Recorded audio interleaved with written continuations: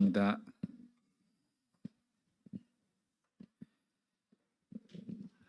한번 기도하시겠습니다. 좋으신 아버지 하나님, 하나님의 은혜와 인도하심에 감사드립니다. 우리 귀한 목사님들, 하나님께서 가장 원하시는 세계복음화의 귀한 언약을 붙잡고 기도하실 때마다 하나님의 나라가 임하여지는 축복 있게 하시고, 어느 곳을 가든지 귀한 제자들이 세워지는 하나님의 귀한 발걸음이 될 수 있도록 늘 축복하시고 부족함이 없는 은혜를 허락하여 주시옵소서.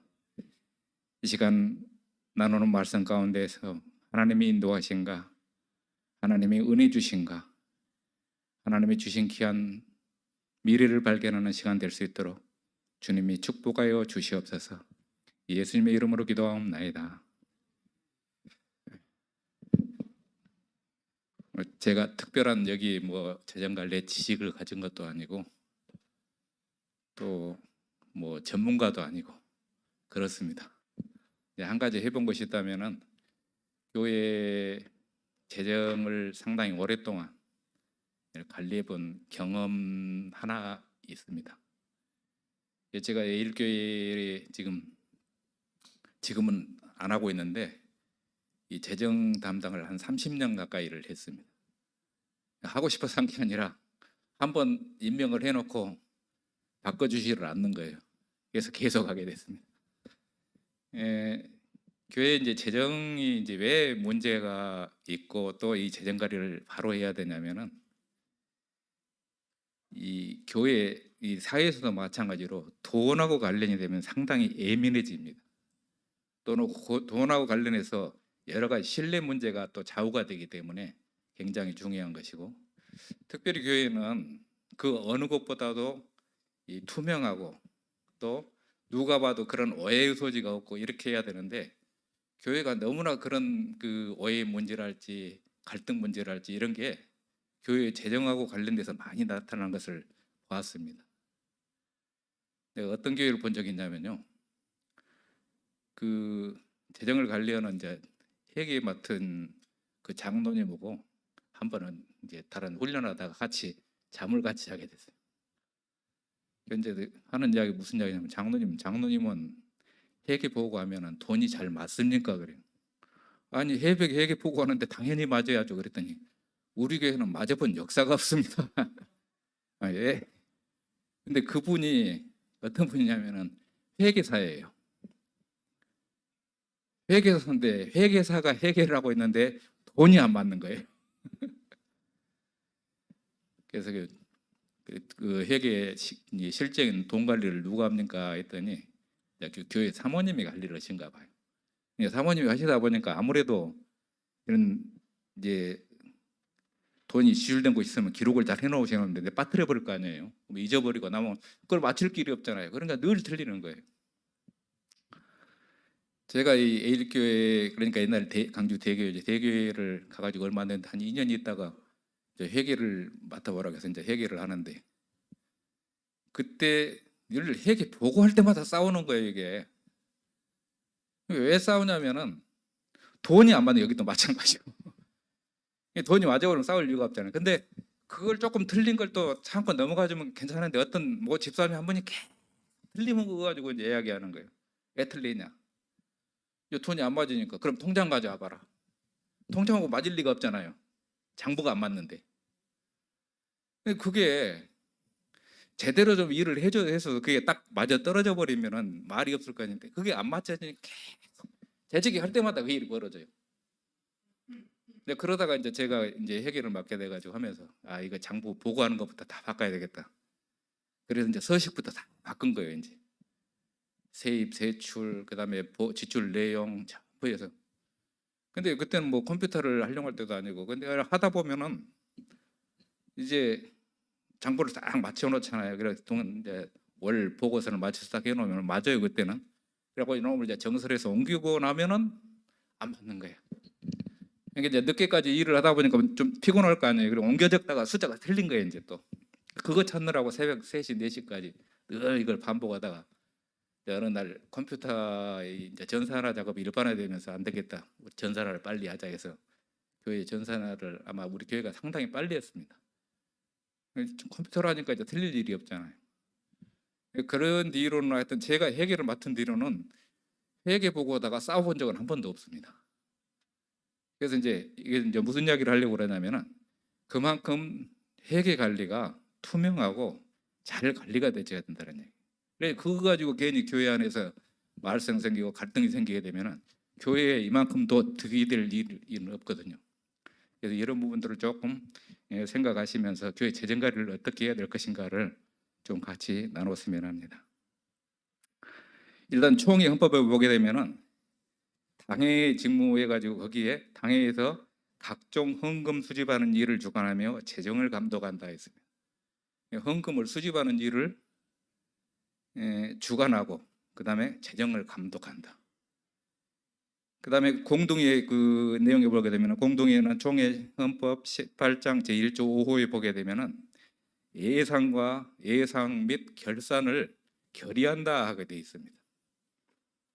그다음에 재직에 보게 되면은 공동회에서 결정한 예산을 집행하고 재정에 관한 일반 수지 예산 및 결산, 구제비의 수입, 지출, 특별헌금 관리, 그다음에 기타 중요 사항 조금 월법을 넣었어요.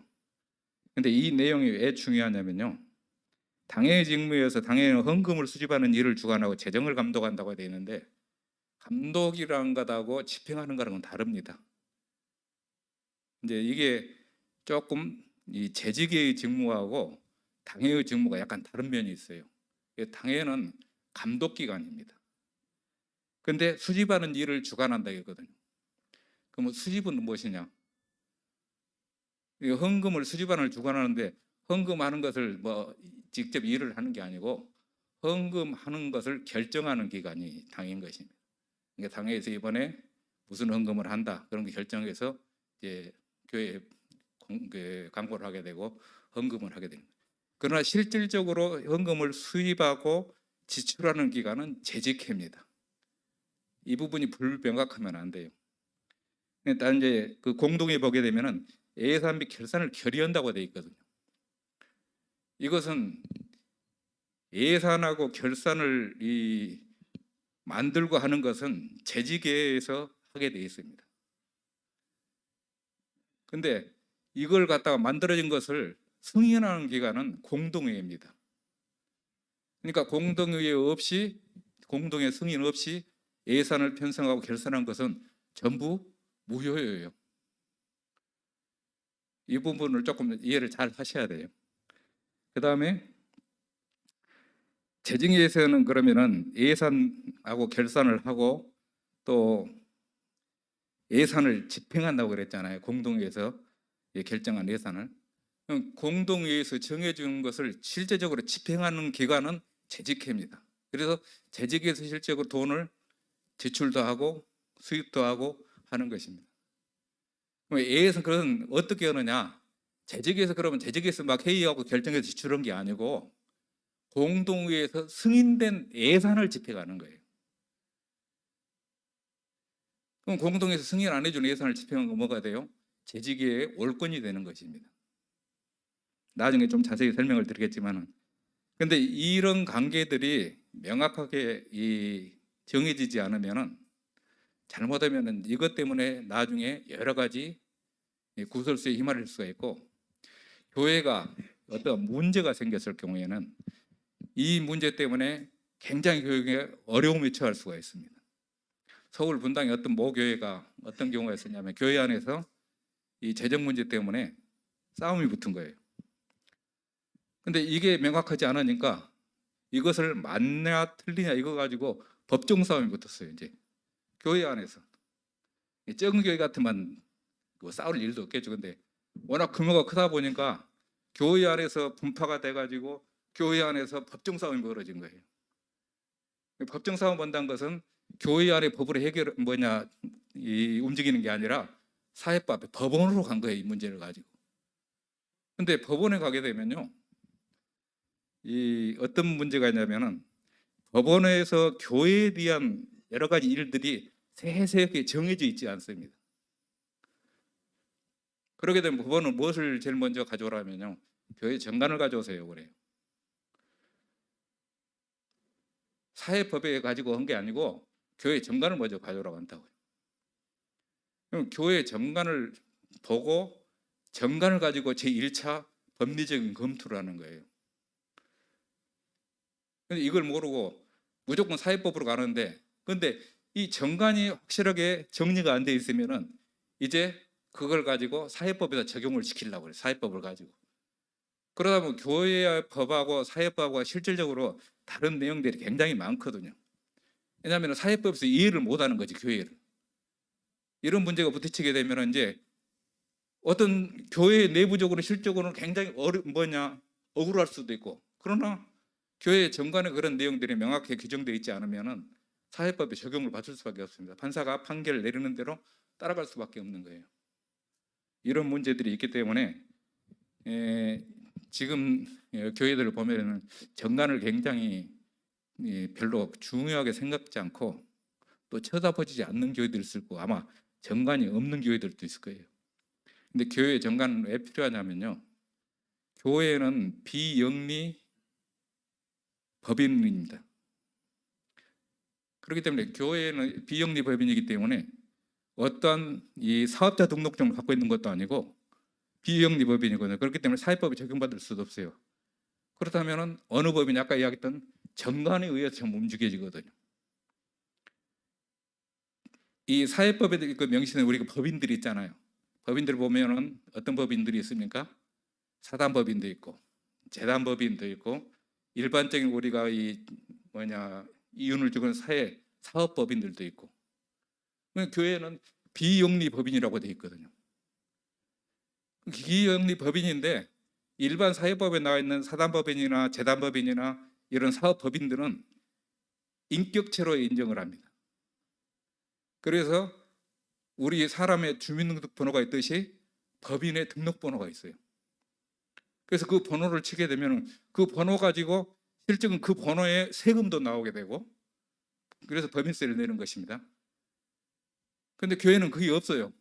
비영리 법인으로 보는 것이지 법인이긴 법인인데 인격을 인정을 안 해준 것입니다. 그러니까 교회는 그 번호가 없어요. 그 번호가 없기 때문에 일반적으로 이제 우리가 사용할 때는 부동산 등록 등기용 번호가 있습니다. 그걸 가지고 이렇게 사용하기도 하는데 그것은 등기할 때 필요한 것이지 그게 법인의 고유 번호는 아닙니다. 부동산 등기용 번호예요. 그리고 이제 또 고유 번호증이라고 주거든요. 근데 그 이제 사업자 등록증하고 비슷하게 생겼어요. 근데 그 번호 가지고 세금계산서를 발행할 수가 없어요. 비영리 법이니까. 받을 수는 있어요. 그러나 일반적으로 사업체 번호 같으면은 이 사업자 번호 가지고 내가 세금계산서를 받고 발행을 하게 되면은 그럼 수익과 지출 부분에 대해서 매입과 매출 부분에 대해서 부가세 같은 경우는 서로 상계 처리하고 나머지 부가세만 내가 내야 될 돈이 있으면 내고 내가 받아야 될 것 같으면 국세청에서 받습니다. 근데 교회는 그것도 인정이 안 돼요. 그게 사업자 등록번호가 아니라, 만약에 교회가 이윤을 추구하는 사업체가 되면은 사업자 번호로 바꿔야 돼요. 고유번호증을. 그렇게 되면은 교회도 세금계산을 발행할 수 있고 받을 수가 있습니다. 그러나 그렇게 되면은 세금도 내야 돼요. 이런 것들 때문에 교회가 비영리 법인으로서 우리가 잘 알아야 될 게 정관이 그만큼 굉장히 중요하다. 목사님들 좀 그 부분에 대해서는 좀 신경을 많이 쓰셔야 될 거예요. 그래서 교회 당회원들과 같이 논의해서 정관 부분을 조금 신경 써서 준비를 해 주셔야 돼요. 이 정관이 나중에 어느 정도 필요하냐면요, 내가 엊그저께 우리 그 교회 법원에서 경매가 나온 땅이 하나 있어가지고 그걸 입찰을 보고 왔습니다. 입찰을 볼 자격이 어디가 있냐면은 법인이면은 법인 등본을 가지고 가면은 그걸로 바로 입찰을 볼 수 있어요. 왜냐하면 주민등록 등본하고 똑같기 때문에. 근데 비영리 법인은 그것이 인정이 안 돼요. 증명서가 없잖아요. 그러면 어떠한 거 가지고 내가 가서 경매를 참여를 하느냐? 없어요. 법원에서 뭘 가지고 인정해 주느냐?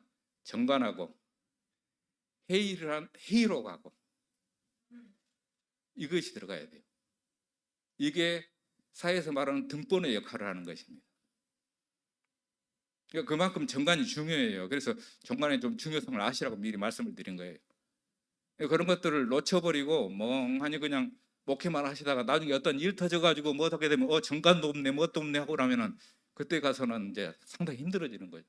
그러니까 그런 부분들을 잘 생각해서 이 미리서 정관도 좀 만들어 놓고 그런 준비들을 잘 해놓으셔야 돼요. 그렇게 나중에 일을 당했을 때 문제가 좀 안 되는 것입니다. 나머지 내용들은 사실은 여러분들이 하실 것보다는 실제적으로 회계 교회 실제적으로 담당하시는 분들이 좀 읽었으면 좋겠는데 좀 간략하게 설명만 좀 드리도록 하겠습니다. 지금 교회가 지금 현재 우리나라도 지금 인구가 줄고 있고 그 다음에 인구가 줄어들면서 이 성도들도 줄고 있어요. 그렇다면은 지금 인구가 지금 이렇게 줄어가고 있는 추세라면은 이 성도들도 숫자도 여기서 비슷하게 내려갈 거 아닙니까? 내려가는데 여기 비례해서 이렇게 내려간 게 아니고 지금 성도들은 이런 식으로 내려가고 있어요. 반면에 불신자들 숫자들이 한 이만큼 돼 있다가 불신자 숫자가 이 성도 수가 같이 줄어들면 원칙적으로 이렇게 가야 되는데 불신자 숫자는 이렇게 해서 어디 쪽으로 가까워지냐면 인구수 줄어든 숫자 쪽으로 가까워지고 있어요. 이렇게 거의 비슷하게 나가고 있어요. 교회가 전도도 가는데 줄어들더라도 인구수가 줄어든다면은 비례해서 줄어든다고 해도 뭐 하는데 전도는 사실은 불신자 숫자가 더 줄어들어야 될 것 아니에요. 근데 불신자 숫자가 오히려 늘어나고 있어요. 거기에 반면에 신자들 숫자는 더 줄어들고 있고. 뭐 때문에 이 말씀을 드리냐면 이렇게 지금 앞으로 계속 나가면은 교회가 자리분커녕 움직일 수 없는 상황에 대직하고 있다는 이야기예요. 그러면 이때 우리가 정말로 진짜 잘 여러 가지를 종합해 생각해 볼 때 잘 관리해야 될 부분들이 이런 원인들이 결국은 어디서 오게 되느냐. 인구가 줄어들면 비례대로만 줄어들면 괜찮은데 교회가 갈수록 사회에서 배척을 받는 지금 시대가 되어 버렸어요. 왜냐하면은 전에는 교회가 왜 이렇게 한 교회가 성장해 왔냐? 교회가 이 사회를 리더해 나갔습니다. 사회를 이끌어 왔어요, 교회가. 옛날에는 교회 잘 생각해 보시오. 우리 이건성 목사님 진짜로 젊으실 때 생각해 보면은 그때는 교회 목사님들이요 이야기하면 그게 어떻게 보면 법으로 통할 때도 있었어요. 왜냐 그만큼 교회가 신뢰를 받고 있었다는 이야기죠. 그런데 교회가 신뢰를 다 잃었어요 지금 점차 갈수록. 그러니까 불신자 숫자가 많아질 수밖에 신자 숫자가 인구수에 비해 줄어든 게 아니고 더 줄어간다는 이야기. 더 급격하게 교회가 신뢰를 잃었기 때문에. 그래서 교회가 사회를 전부 이끌어왔고 그렇기 때문에 옛날에 우리 지금 사실 민주주의도 교회에서 나온 거잖아요.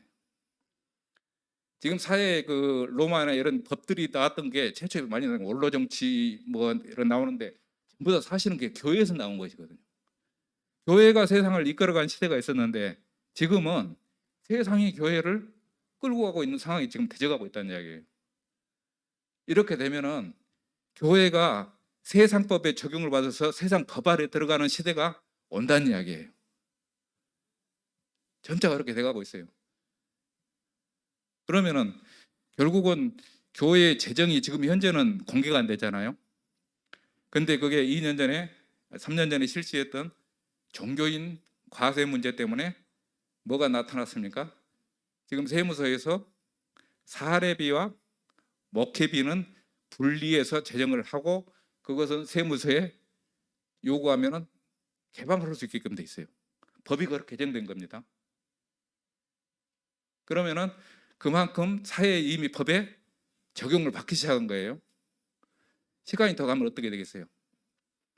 나머지 부분의 재정까지도 내놔라면은 내놔야 돼요. 이미 선진국 같은 데서 교회 결산 보고서를 사회에서 감사할 때도 있습니다. 이렇게 돼간다는 이야기예요. 그만큼 교회가 이제 앞으로는 재정 분부에서 투명해야 되고 원리 원칙대로 해나가야 되는 시대가 와진다는 이야기예요. 나중에 와서 갑자기 이런 시대가 되면 우왕좌왕하시지 말고 미리서 그렇게 해나가도록 차근차근 준비해 나가는 것이 굉장히 중요합니다. 그래서 이제 서론에 조금 길게 설명하는데 사실 목사님들 이 부분을 좀 아셔야 될 것 같아서 먼저 말씀을 드린 거고요. 우리 두 번째로 교회 재정의 실제를 좀 보시겠습니다.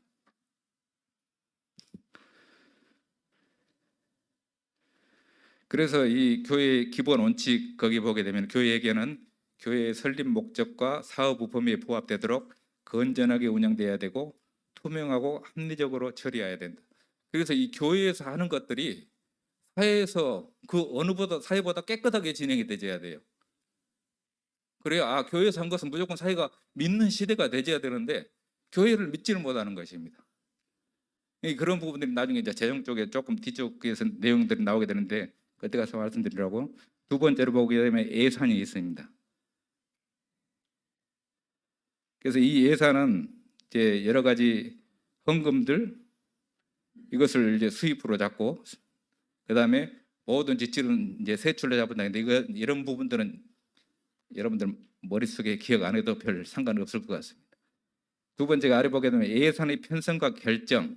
이 부분은 조금 이제 목사님들이 조금 알고 계셔야 될 게 아까 이야기했다시피 예산과 결산은 재직회에서 한다고 그랬습니다. 그러면 차기 년도 내년도 예산을 세울 때는 먼저 뭐를 해야 되냐면 예결산위원회를 소집을 해야 돼요.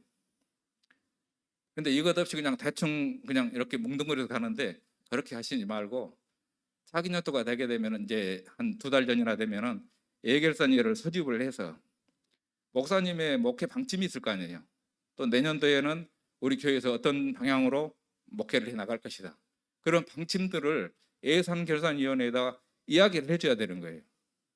그러면 목회자의 목회 방침에 따라서 예산이 편성되어야 된다는 돼야 된다는 이야기죠. 이 부분들을 늘 교인들을 훈련을 시키셔야 돼요. 안고 내버려 두니까 연말 되면 막 끈적끈적해서 예산 세우게 되고 그거 가지고 뭐 이러다 저러다 말썽 생기고 또 싸우기도 하고 늘 갈등 생기고 이런 현상들이 계속 반복될 수가 있거든요. 그러니까 이런 훈련들을 늘 먼저 시켜서 자 연말 되면 예결산위원회를 소집해가지고 예결산위원회는 이제 정관에 뭐 누구누구로 한다 이렇게 이제 정해놓으면 되겠죠. 그래서 이런 것들을 좀 미리서 해가지고 거기에 목회자의 내년도 비전이랄지 이런 것들을 쭉 사전에 당회에서 좀 논의를 해서 결정을 해놓고 그걸 예결산에다 통보를 해줘야 되는 거예요. 그럼 예결산은 그걸 참고를 해서 이제 이 예결산에서 하는 일들이 뭐냐, 각 부서에 내년도 세출 그러니까 지출할 예산들을 전부 다 제출해라. 그렇게 되면 이제 뭐 어린이집 우리 뭐예요? 교육부 같은 경우는 유치부 뭐 초등부 중고등부 내년에 얼마 정도 예산이 필요합니다 이렇게 신청을 하게 되고 또 뭐 사무실 같은 데는 행정비가 어느 정도 필요합니다 하고 신청을 하게 되고 이런 것들을 전부 수집을 해가지고 이제 예산결산위원회에서 모여서 그걸 가지고 내년도 예산을 짜게 되는 것입니다. 이런 훈련들이 교회 안에서 전혀 안 돼 있기 때문에 안 돼 있고 또 아예 않기 때문에 이제 이런 문제들이 제대로 안 되지는 것들이죠. 그래서 이렇게 예결산위에서 되어지면은 예결산위원회는 이제 여기 지금 나와 있는 것들은 사실은 우리 교회의 그 뭡니까 예산 회계 규정을 간략하게 해서 좀 거기 일부분 좀 발췌해서 해놓은 것이에요. 그러니까 약간 단어들이 좀 틀린 부분들이 있을 것입니다. 그래서 참고시라고 드린 거예요. 이게 법은 아니고. 근데 우리 교회하고 한 건 좀 다른데 원칙적으로 설명하자면은 예결산위원회에서 예산과 결산의 내용을 작성을 해서 그걸 가지고 어떻게 되냐면은 재직에서 곳곳 심의를 해야 돼요. 그런데 우리 교회는 일단 그것이 나오게 되면은 당회에서 심의를 합니다. 그래서 한번 수정을 다시 해요. 올리고 내리고 하여튼 뭐 좀 고칠 건 고치고 그래가지고 재직에다 내놓고 재직에서 통과되면은 그 통과되는 안을 가지고 이제 공동회에 예산안 결산안을 제출하는 거죠. 그러면 이제 공동회에서 그걸 보고 이제 결의를 하면은 그때부터 결산하는 보고로 받고 예산안을 내년도 그 예산이 실행을 옮기게 되는 거죠. 그렇기 때문에 우리가 예결산 위원을 모이는 건 굉장히 중요한 거예요. 참고로 이런 보시고요. 그다음에 그 추가 경정 예산까지는 뭘 필요 없고, 예비비 예산을 늘 세우게 되면은 마지막 부분에 예비비란 걸 넣었습니다. 근데 이 예비비의 성격이 무엇이냐면은 본 항목 예산을 쭉 편성을 하고 이제 하다 보면은 여기에 없는 부분들이 발생을 하게 돼요. 실제적으로 지출을 하다 보면 그럼 어떻게 할 수가 없잖아요. 그렇기 때문에 그걸 대비해서 예비비를 반드시 편성을 해서 넣습니다. 그러다 이제 뭐 교회 이제 일을 보다가 거기 없는 예산이랄지, 안 그러면은 세우는 예산이 부족할 때도 있습니다. 예를 들어 교육비를 예를 들어 1,000만 원 세워놨는데 1,000만 원이 부족해 예산이. 그럼 그 부족한 예산은 어디 갔을 거예요? 그랬을 때는 이제 우리 교회 같은 경우는 당회에다가 요청을 하는 게 되죠. 돈이 부족하니까 이걸 좀 해결해 달라. 그럼 당회에서 모여서 논의해 가지고 그러면 예비비에서 얼마를 전용해서 써라. 이걸 결정을 해주는 거죠. 그러면 그걸 가지고 집행하라는 거예요. 근데 중요한 게 예비비를 총 예산이 예를 들자면은 1억을 세웠어요. 1억을 세웠는데 이리저리 쓰다 보니까 1억이 넘어가게 생겼어. 근데 1억을 넘겨가지고 예를 들어서 뭐 10만 원을 더 썼어요. 그러면 이 10만 원은 무엇이 되냐면요, 공급 유형이 되는 것입니다.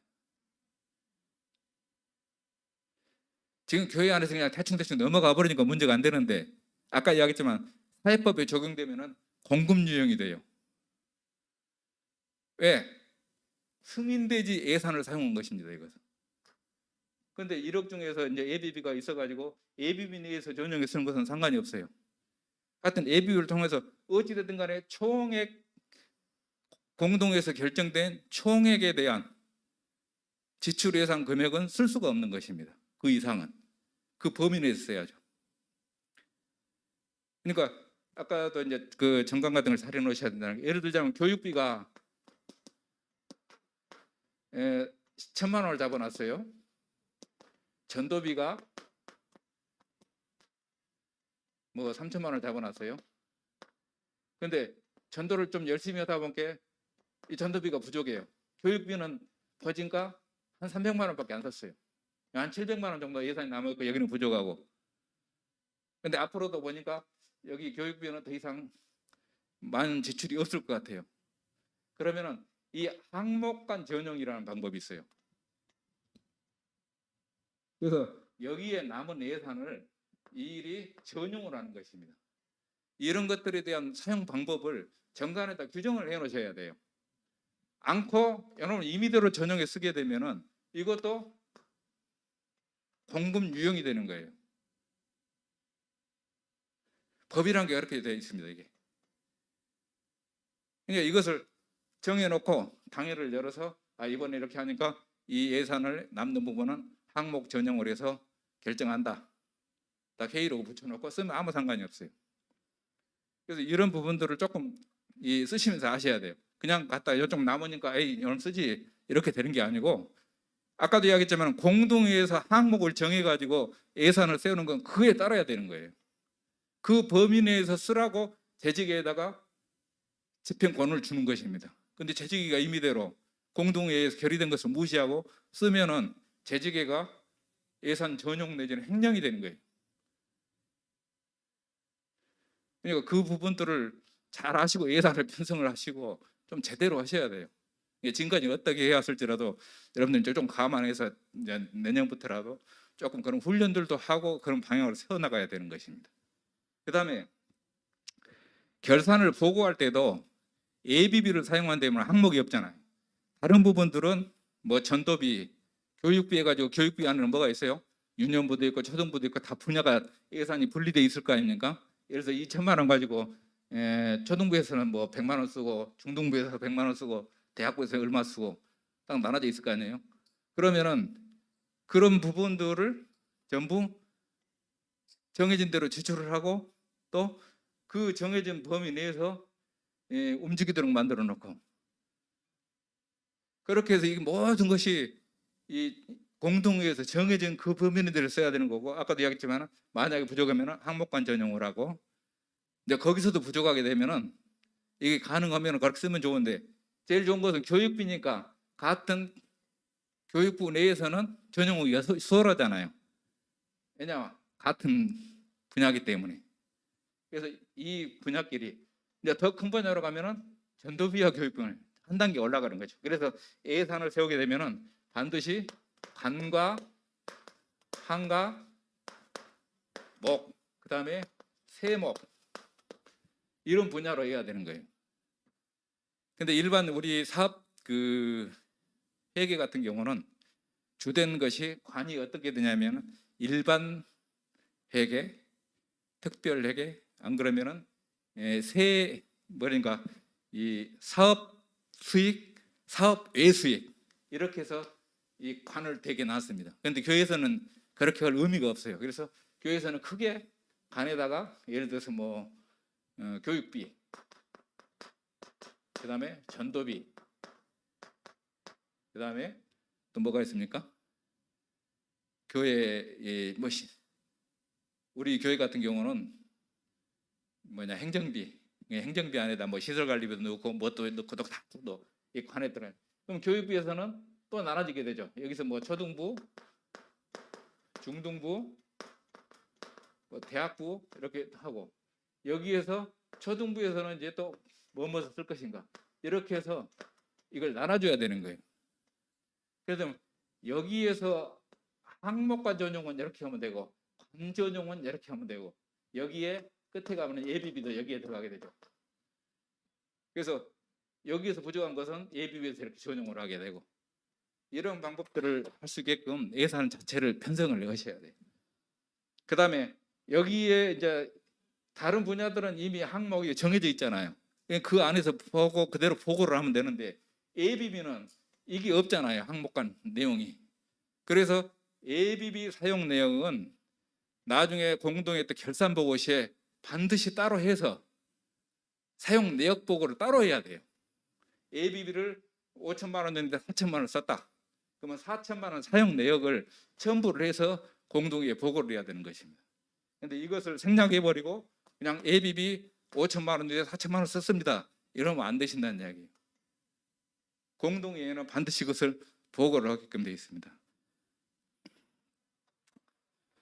그 다음에 아래 보면 뭐 예산의 목적의 사용 금지, 예산의 전용 전반적으로 설명을 들었고요. 그 다음에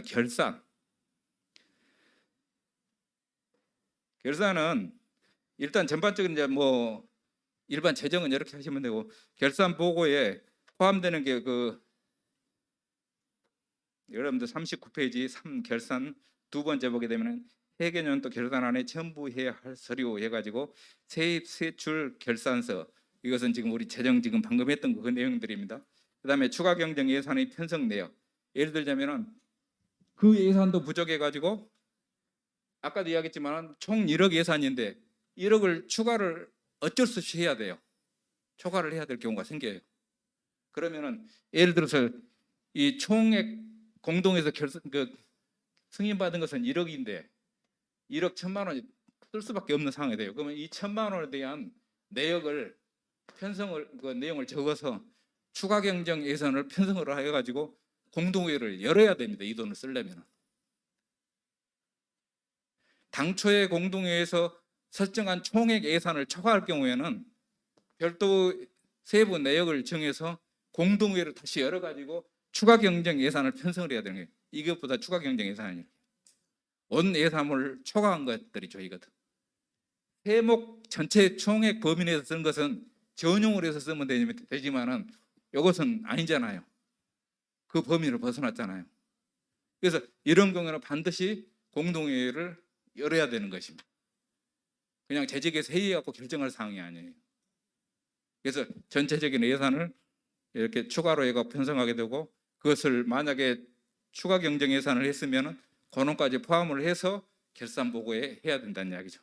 그래서 거기 보게 되면 추가 경정 예산의 편성 내역도 거기에 들어가게 돼 있고, 그 다음에 교회의 재산 명세서, 우리가 재정 보고를 할 때는 단순히 돈만 보고하는 것이 아니라 교회 현재 보유하고 있는 재산도 보고를 해야 돼요. 그럼 그 재산에는 뭐뭐 있어요? 교회 재산에는 고정자산하고 유동자산하고,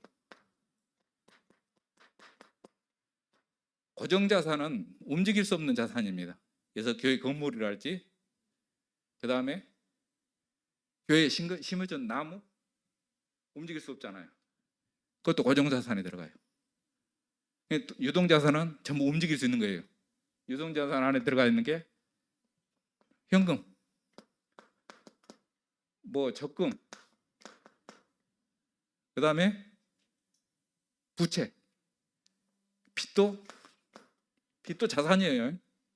빚이라고 해서 내 자산이 아닌 게 아니라 빚도 내 재산인 거예요. 그래서 부채 관계, 이런 것들. 차는 어디 들어갈까요? 차량.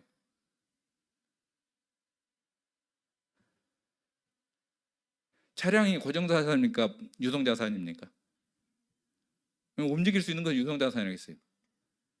아까 교회에 심어진 나무는 못 움직이니까 고정자산이에요.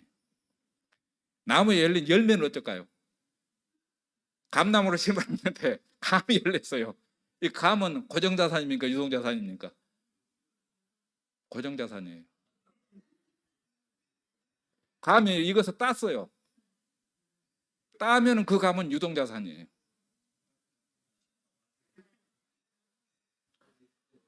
그래서 그런 고정자산이랑 유동자산까지 다 보고를 같이 결산보고 때는 해야 되는 것입니다. 그 다음에 결산보고에서 가장 중요한 거, 감사가 반드시 감사를 해서 감사보고까지도 해줘야 되는 거예요. 근데 대개 교회들이 감사보고 거의 생략하죠. 공동회의도 않는 교회들을 봤어요. 나는 공동회의 자체를 가지고 공동회의를 안 해요. 재직회로 끝내버리는 데가 있어요. 그것은 교인의 권리를 심각하게 훼손시키는 것입니다. 우리 세례교인은 교인의 권리를 갖게 되죠. 세례를 받으면 교인의 권리를 갖게 되고 교회 재산에 대한 재산권도 갖게 돼요. 세례교인이 되면. 근데 그 사람들 의견을 무시하고 공동의회 없이 재직회 통과로 해가지고 예산을 사용했다. 그러면은 그걸 가지고 예를 들어서 아는 쪽 고등학생이 세례교인인데 법원에 가서 우리 교회는 이렇게 했습니다 하면은 꼼짝없이 당하는 거예요. 왜? 세례교인의 권리를 상실케 만들었잖아요. 그러니까 반드시 예산은 아까 우리 총회 헌법에도 나왔다시피 예산의 총 그 예산과 결산의 승인은 공동회의에서 한다. 굉장히 중요한 내용입니다, 이게. 그래서 이런 부분들을 잘 생각하시면서 교회 전체적인 관리하시고 운영하시는데 좀 목사님들 신경을 좀 써주시고요. 자세한 내용들은 회계나 이런 개정 부서에서 하는 것이고 목사님들은 그 정도는 그래도 아시고 이렇게 나가야 되겠다고 좀 머릿속에 담고 계셔야 됩니다. 그 다음에 회계는 이 일반적으로 우리 그 사업 회계, 그러니까 사업하는 사람들은 회사의 이윤 추구가 사업의 목적이거든요. 돈을 버는 게 사업의 목적이고 교회는 돈을 버는 게 아니잖아요. 아까 이야기했지만 비영리란 이야기예요. 영리를 위한 단체가 아니고 비영리 단체이기 때문에 사업 목적 자체가 돈을 버는 데 있질 않아요. 교회의 주된 목적은 전도와 선교에 있는 것입니다. 뭐 후대 양성이랄지 이런 게 정관에다가 사업 목적을 넣을 수가 있는 거죠. 이것이 사업 목적이지 교회가 이윤 추구하는 것이 아니기 때문에 대개는 교회는 이 복식부기를 하는 게 아니고 단식부기를 하게 됩니다. 그래서 좀 단식부기 아무래도 성도들이 알아보기 쉽고 그렇기 때문에. 근데 일반 또 기업에서는 반드시 결산을 하게 되면은 재무제표를 작성하게 돼 있어요. 그래서 거기에는 대차대조표다, 손익계산서다 이런 것들이 들어가서 이제 기업하는 사람들은 그 재무제표를 딱 보게 되면 이 회사가 어떻구나, 뭐 부채가 어느 정도 되구나, 이익을 올해 얼마 냈구나, 이번에 재료비가 얼마 들어갔구나, 노무비가 얼마 들어갔구나, 경비가 얼마 들어갔구나, 일반관리비가 얼마 들어갔구나 이런 걸 다 알게 돼 있어요. 이게 이제 토탈 재무제표가 작성되어 있는데 교회는 그렇게 하면은 더 모르게 됩니다. 왜냐하면 교회는 그 사업하는 사람 전체가 모이는 게 아니기 때문에. 그래서 교회 재정 보고는 가장 알기 쉽게 하는 게 가장 중요해요. 그래서 그런 알기 쉬운 예산 편성과 그렇게 해서 그대로 된 대로 보고를 하고 예산도 편성과 공동의 승인을 받아서 집행하고 또 결산을 보고하면 되는 것입니다. 근데 아까 빠뜨리지 말아야 될 게 반드시 1년 살림살이를 하고 나면 감사보고서를 작성해서 감사보고서를 첨부를 해야 되는 거예요. 그걸 첨부를 안 해놓으면 안 됩니다. 그 다음에 이제 기장하고 그 다음에 세 번째로 회계 서류의 보존 연한과 폐기. 이게 왜 중요하냐면요. 우리도 이번 이제 공동회의 하면서 보존 연한 폐기 서류에 대한 것을 어떻게 할 것인가를 공동회의에서 승인을 받아야 돼요. 우리는 우리 교회 같은 경우는 당회에서 임받아서 당회에서 처리하는 걸로 해서 당회에다가 그 보존 연한 서류에 대한 처리권을 당회에다 이임을 해줬어요. 공동회의에서. 그래서 당회에서 논의해서 몇 년도 서류 이상 가지고 있던 모든 서류들은 전부 폐기한다. 이렇게 결정을 해서 폐기를 했습니다. 이게 굉장히 중요한 거예요. 그래서 보존연한을 정해놓지 않으면요, 법원에서 어떤 문제가 생겼을 때 가져와라. 갖다 줬는데 없어요. 근데 문제가 될 소재가 있는 부분을 또 여기 또 갖고 있어요. 내놓으라는 안 갖고 갈 수 없잖아요. 근데 보존연한을 정해놔서 폐기를 해버린 것들은 우리는 정관에 의해서 언제부로 이렇게 해서 폐기했습니다. 없습니다. 넘어가면 되는 거예요.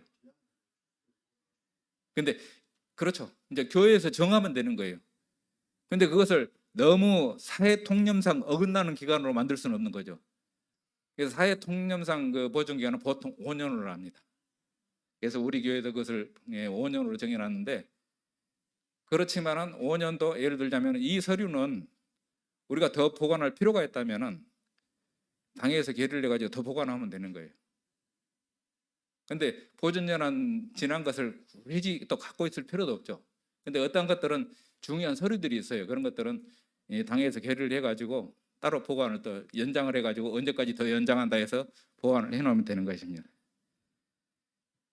그래서 일반적으로 이제 여기 주된 것이 우리 같은 경우는 돈 지출하고 나면 지출에 대한 증빙 서류들 있잖아요. 막 영수증 뭐 하는 거 엄청납니다. 그게. 그런 것들은 소각해서 없어버려야지 그걸 계속해서 갖고 있을 필요는 없잖아요. 그런 부분들에 대한 보존 연한 이런 것들은 잘 정해서 해줘야 되는 것입니다.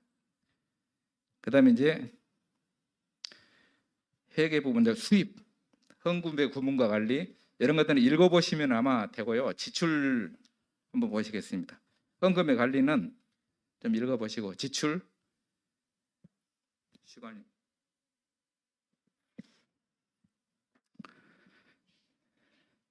그 진출 원칙을 보시게 되면 41페이지 6입니다. 지출. 공동회에서 확정된 예산을 집행하기 위해서는 지출 근거가 있어야 된다 했습니다. 재정 지출은 지출 사무를 관리하는 자 및 그 이임을 받은 자가 지출 결의서에 의한 지출 명령이 있는 것에 한해서 지출을 해야 한다. 지출 명령은 반드시 예산의 범위 안에 행하져야 된다. 지출의 절차 이런 것들은 참고로 좀 하시고요. 그 다음에 세 번째로 예산 청구서하고 지출 결의서, 거기 1항에 보게 되면은 교회 내 모든 지출 행위는 예산 청구서와 지출 결의서에 의해서 처리해야 된다 해가지고 그런 내용들이 쭉 나오게 되고, 청구 및 실적인 집행, 예산을 편성을 해놨는데요. 예를 들어서 아까 이야기했다시피 교육비에서 초등부가 예를 들어서 1,000만 원 예산이다. 1,000만 원 예산이니까 막 아무나 써버려도 되는 게 아니고 반드시 지출의 절차를 거쳐야 되는 것입니다. 그래서 이제 교회 지출을 하다 보면 어떠한 것들은 고정적인 지출이 있게 되고 매월 고정적인 지출, 예를 들어 사례비 같은 건 매달 똑같이 나가야 되잖아요. 고정적 지출, 그 다음에 지출의 근거가 명확한 것들, 예를 들자면 이 전기요금 청구서랄지 이런 것들은 우리가 발행한 것이 아니라 우리가 결정한 게 아니잖아요. 사용해서 상대 측에서 청구가 들어온 것이거든요. 이런 것들은 증빙 서류가 명확하잖아요. 근데 우리가 어떤 행위를 발생을 해서 지출하는 부분, 이런 것들은 무엇을 해야 되냐면은 지출 행위에 대한 근거들을 좀 마련을 해야 됩니다. 그 근거가 어떤 것들은 회의록이 될 수가 있습니다. 자, 이번에 어떤 무엇을 하기 위해서 돈 얼마를 무슨 예산에서 사용한다, 이렇게 회의를 해서 지출할 수가 있어요. 또 하나는 예를 들어 초등부에서 이번에 유년부 학생들을 데리고 초등부 학생들을 데리고 이번에 야유회를 간다. 그때는 어떤 무엇이 얼마가 필요하고 해서 총 예산이 이 정도 소요된다. 이걸 반드시 기한서 또는 품위서를 작성해 가지고 당회장 담임 목사님 결재를 받아야 되는 거예요. 그거 없이 그냥 얼마 쓰고 영수증 적당히 첨부해 이렇게 지출하는 게 아니고 반드시 기한을 해야 돼요. 그래서 예를 들어서 교육을 담당하시는 교육자가 이번에 우리 중고등부에서 체육대회를 합니다. 그러면 체육대회에 대한 한 것을 기한을 내 가지고 담임 목사님 보고를 해야 담임 목사님 중고등부 이번에 체육대회를 하는구나 알 수도 있는 거고, 거기에 어느 정도 예산이 필요하구나 이것도 알 수가 있는 것입니다. 거기에 대해서 미리 그것을 승인을 받아 가지고 이제 진행을 하고, 그럼 이제 그렇게 되면 이제 예산 청구를 해야 되잖아요.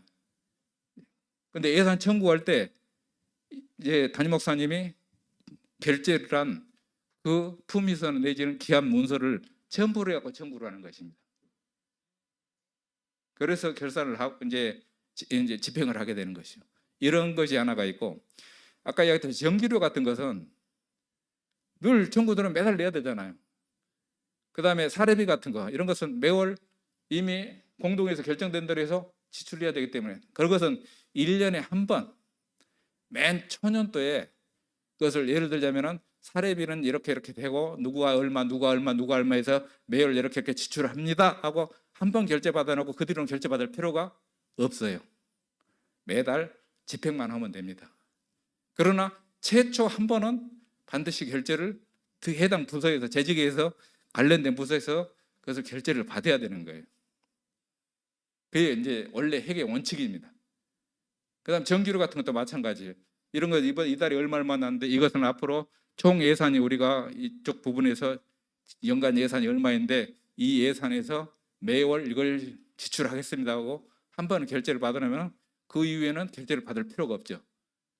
이제 그때는 전기요금 영수증만 붙이고 지출 결의서만 작성해 가지고 지출하면 되는 거예요. 그런데 이러한 모든 것들이 예산 청구서나 지출 결의서에 의해서 증빙서류가 붙어서 지출해야 돼요. 지금 기업 회계하는 사람 어느 정도 지금 철두철미하냐면요, 통장 안에 돈이 나가잖아요. 예를 들어서 내가 어떤 물건 하나 사기 위해서 돈을 10만 원을 지출했어요. 10만 원을 지출하면은 그 어디로 지출해야 하는 근거가 나야 되잖아요. 그러면은 그 전표를 작성해 지출을 하게 되고 하는데 그걸 전부 거의 100% 통장으로 거래를 하게 됩니다. 안 그러면은 나중에 그게 세무서에서 세무감사 받을 때는 이런 문제가 돼요. 그러면 통장하고 실제적인 거래 내용이 달라버리면은 아주 복잡해집니다. 그러니까 사업하는 사람은 굉장히 민감하게 다뤄요. 이 교회에서도 마찬가지입니다. 그래서 항상 교회도 지출 내용은 거의 통장으로 돈도 지출하고 통장의 근거를 마련하는 게 좋아요.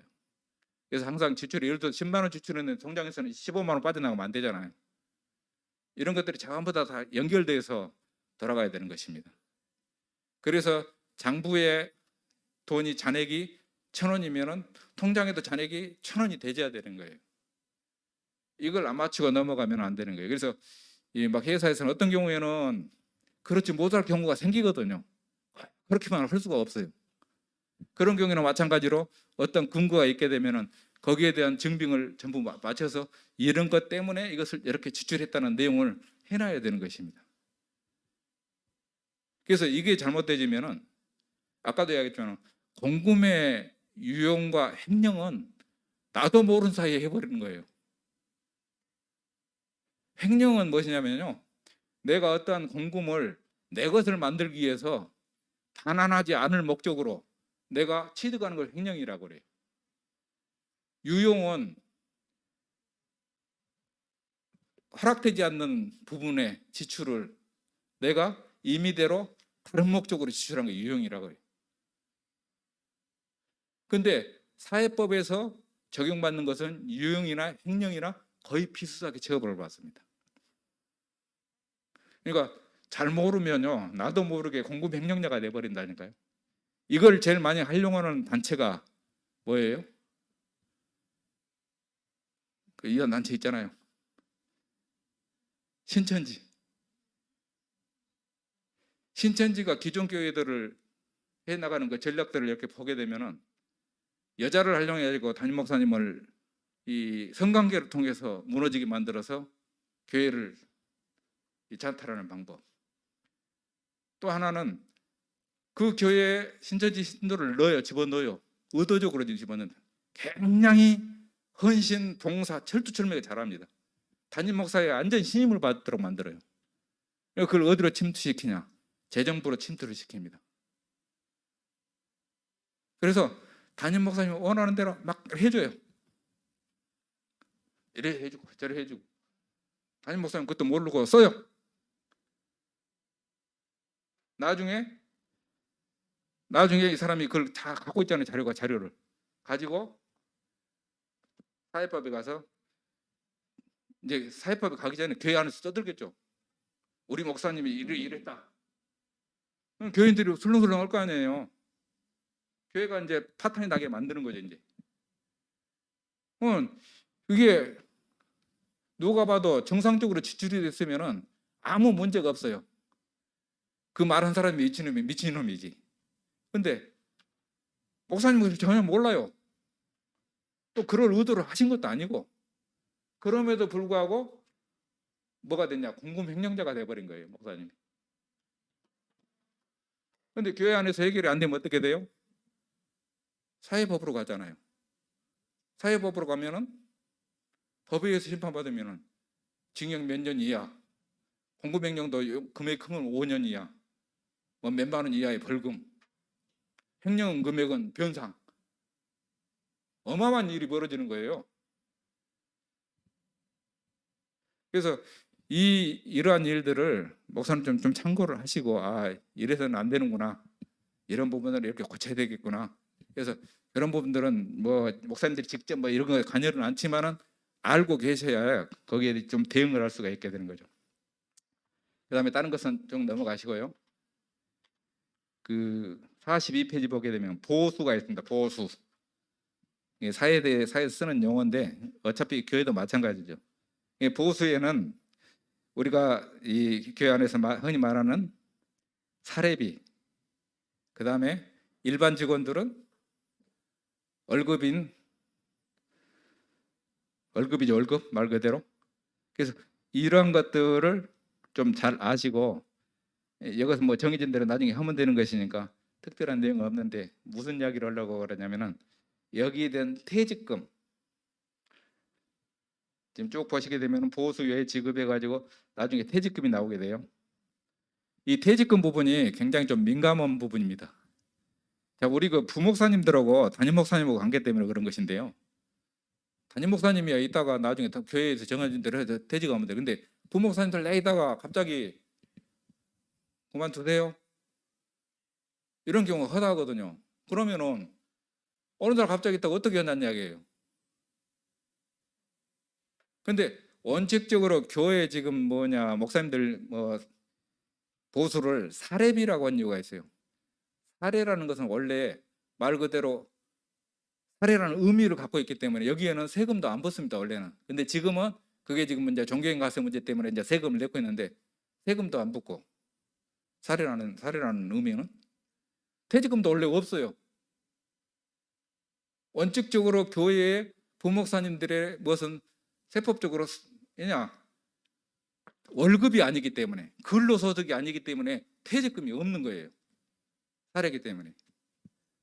근데 이런 것을 이렇게 해놔버리면 나중에 좀 사회적으로도 문제가 될 수가 있습니다. 근데 교회가 지금 아까도 이야기했지만 교회가 신뢰를 잃어버렸다는 게 뭐냐면은, 너무 우리 여기 안에는 담임 목사님 하신 분도 있고 부목사님 하신 분도 있겠지만, 너무 교회가 담임 목사님 위주로 모든 것이 편성돼 가고 있어요. 그러다 보니까 이런 문제들이 발생을 해요. 그러니까 교회가 부목사님 왔는데 너무 힘든 거예요, 이게. 그러다 보니까 다른 문제들이 자꾸 발생이 되는 거예요. 그래서 저도 이런 부분에 대해서 많이 조금 생각을 하고 있는데요. 부목사, 나 부목사는 이 단어 주자는 굉장히 원래 싫어하는 사람이거든요. 왜 부목사니까 목사인데 같이 이름이 목사로 다 임직하고 목사 다고 했는데 왜 부목사가 나는 거 나는 굉장히 의구심이 많아가지고 내가 우리 나영호 목사님 한번 같이 식사할 기회가 있어서 목사님 부목사는 단어가 맞습니까? 그러니 쓸 말이 없어서 그래. 그냥 목사님 근데 내가 그래서 이제 사전을 한번 찾아봤어요. 사전을 찾아봤더니 이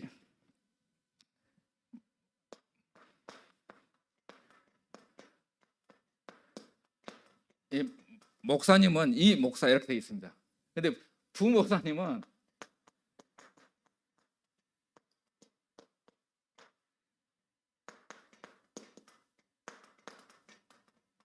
틀려요. 이 목사 한자 단어가 틀립니다. 혹시 옥편 찾아봐주시는 거 모르겠어요. 분명히 달라요. 이렇게 혼용한다 그것도 없어요. 명확하게 달라요 이게.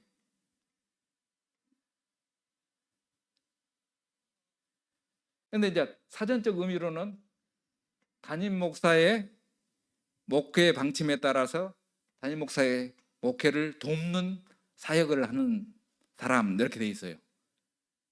근데 그 말뜻은 맞아요. 근데 이제 이게 만약에 지금 근데 우리가 한자를 쓰니까 그렇지 똑같은 단어잖아요 지금.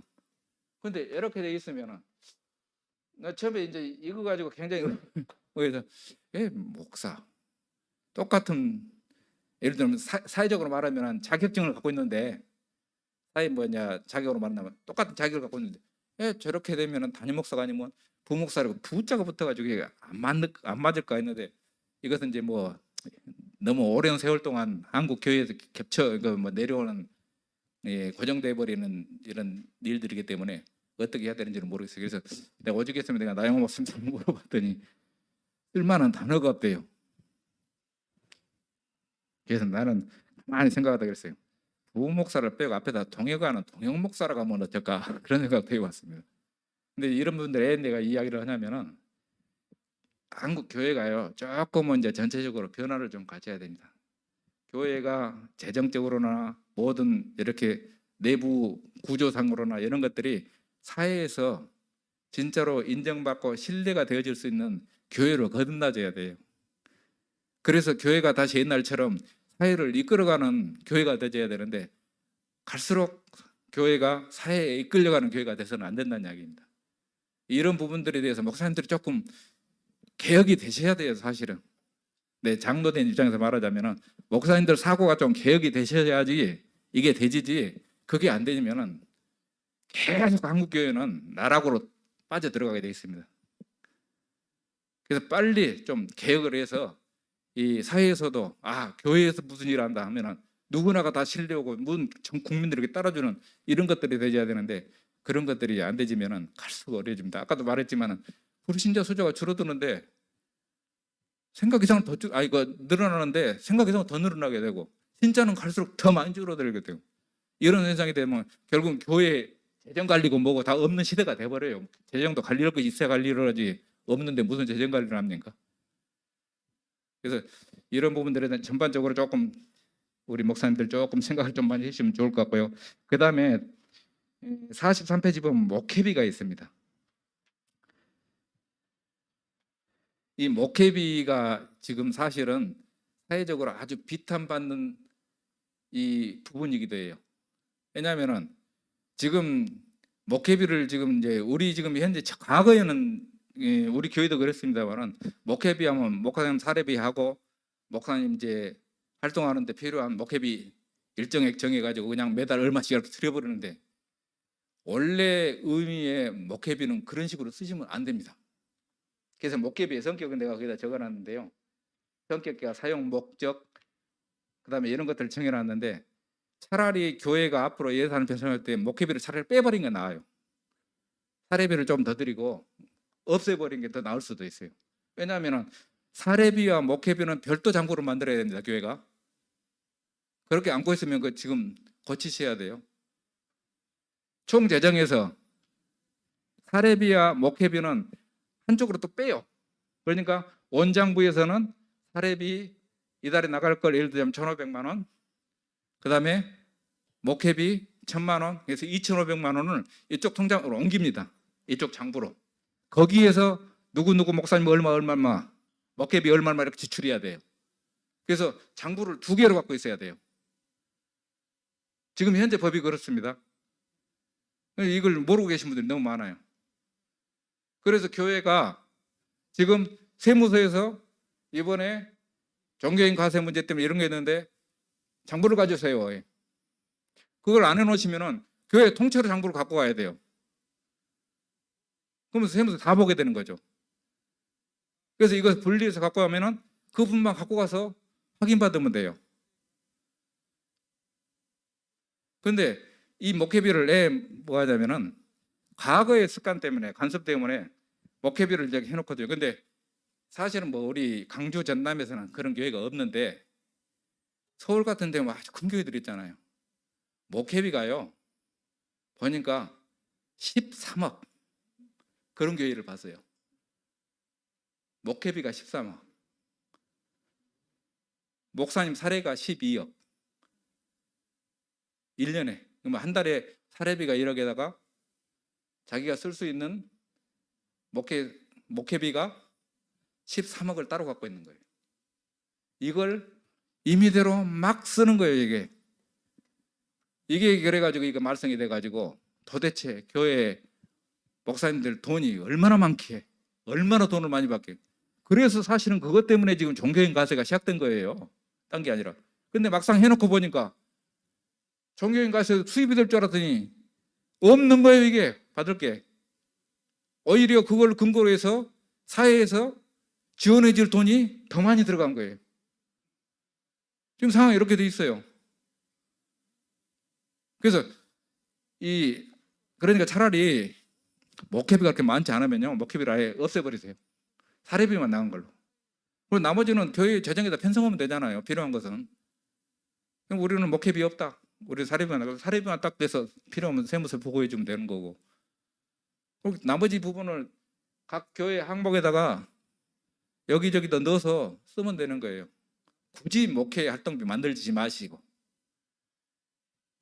그런 걸 좀 참고하시고요. 그 다음에 복리후생비 이런 것들은 이제 교회마다 다 다르기 때문에 참고해서 하시고, 이제 맨 끝에 가시면은 46페이지 11번에 감사에 있습니다. 이 감사 부분은 좀 읽어보시고, 감사는 될 수 있으면은 2인 이상을 정관에다 정해놓고 하시는 것이 좋습니다. 한 사람 많은 것보다. 그래서 그 참고하시고요. 그 다음에 거기 예시로 예산 청구와 지출 기록을 해놨습니다. 거기에 보게 되면은 지금 항 있잖아요. 우리 같은 경우는 지금 렘넌트 맨 위에 보면은 청구위원회 해가지고 가로 해놨잖아요. 그것을 이제 관이냐 교육위원회, 그러니까 일반 교회로 말하면 교육부입니다. 우리는 이제 이렇게 분야별로 위원회를 구성해서 이 위원회에서 알아서 하도록 이렇게 구조가 되어 있기 때문에 그렇게 되어 있는데, 예를 들면 여기서는 교육비, 그것이 관에 해당되는 거예요. 그 다음에 항은 우리가 렘넌트 국이거든요. 렘넌트 국 안에 중고등부 있고 뭐 유년부 있고 다 있기 때문에, 그래서 관 항목을 이렇게 했고, 세부 내역은 예를 들면은 교육위원회 렘넌트 중고등부가 교재구 입원하는데 12만 5천원을 지출하게 되는데, 여기에 대해서는 이것은 품위서 없이 그냥 지출하는 거예요. 그래서 지급 근거는 공동에서 승인된 2022년도 회계년도 지출 예산에 근거해서 지출한다. 그렇게 되어 있는 것입니다. 그 다음에 수령인은 누가 수령을 하게 되는데 은행 계좌 어디로 입금한다는 이야기죠. 그 다음에 지급 방법은 계좌로 이체한다. 계좌 이체. 증빙 서류는 이 예산 결의 뒤에다가 이 영수증을 첨부를 해서. 그 다음에 그 뒷면을 보시게 되면은 좀 인쇄가 좀 내가 급하게 하느라고 좀 잘못 적었는데, 품위서 여기 쭉 위에는 똑같다고 생각하시고 아래 보면은 하단에 일례와 품위서 돼 있죠. 교육 2018 002 새친구 초청장치. 그러니까 교육위원회에 2018년도 두 번째 지출을 한 내용이에요. 그래서 새친구 초청장치 품위서를 작성했던 거예요. 그래서 지급 근거는 공동에 승인된 예산과 지금 이 아래 보면 중고 그 품위서 번호가 틀려 있는데 그 위에 품위서하고 같은 번호가 기재돼야 되겠죠. 그렇게 하고 수령인은 누구고 지급 방법, 품위서 사본과 정산서 사본. 이것은 왜 정산서가 들어가냐면 이 품위서는 내가 처음에 예산을 예를 들어서 300만 원 보고 했는데 실제 써보니까 250만 원밖에 안 들어갔어요. 그래서 정산서를 처음 보고 300만 원 품위를 받아놨지만은 250만 원만 지출했다는 그런 지급근거를 마련하기 위해서 정산서를 넣어주는 것입니다. 이제 이런 유형의 지출을 하는 거예요. 그래서 지출 계산 이것은 이러한 내용들을 명확하게 하기 위해서 하는 거예요. 그래서 사실은 오늘 난 준비하면서 조금 목사님들보다 교회 회계나 재정을 담당하신 분들 좀 같이 하세요 이렇게 들었으면은 조금 시간을 내 가지고 조금 오늘 짧게 했는데 좀 자세하게 이렇게 나눌 수 있는 시간이 됐으면 훨씬 더 좋았지 않겠냐는 생각을 했습니다. 하여튼 어찌됐든 간에 중요한 것은 지금 교회가 너무 어려워지고 교인 수도 줄어들고 교회 수도 줄어들고 이런 상황에서 갈수록 어려워지는데 우리 교회들이 조금 갱신을 하고 해서 정말 이 세상을 이끌어 나가는 교회가 될 수 있는 그런 시대가 되었으면 합니다. 감사합니다. 기도하시겠습니다. 좋으신 아버지 하나님 감사합니다. 하나님께서 피로 값주시고 세우신 귀한 목사님들 참으로 움직이는 모든 곳곳마다 하나님의 동행하심이 하나님께서 은혜 주시고 복 주심이 늘 드러날 수 있도록 주님께서 인도하시고 무엇보다도 귀한 증거를 허락하여 주셔서 가는 것마다 증인의 발걸음이 되게 하시고 또한 가는 것마다 귀한 제자들이 세우는 참으로 하나님 사도의 발걸음이 되게 하시고 또 교회 안에서 참으로 어려운 교회를 이끌어내는 부족함이 없도록 가정과 모든 교회의 부족함을 채우시는 하나님께서 24시간 응답하시고 인도하여 주실 것을 간절히 바라옵고 소원합니다. 참으로 이 귀한 시간을 허락해 주신 주님께 감사드리었고 좀 마치고 돌아가는 발걸음까지도 주님께서 온전히 지켜주시옵소서. 예수님의 이름으로 기도하옵나이다. 아멘.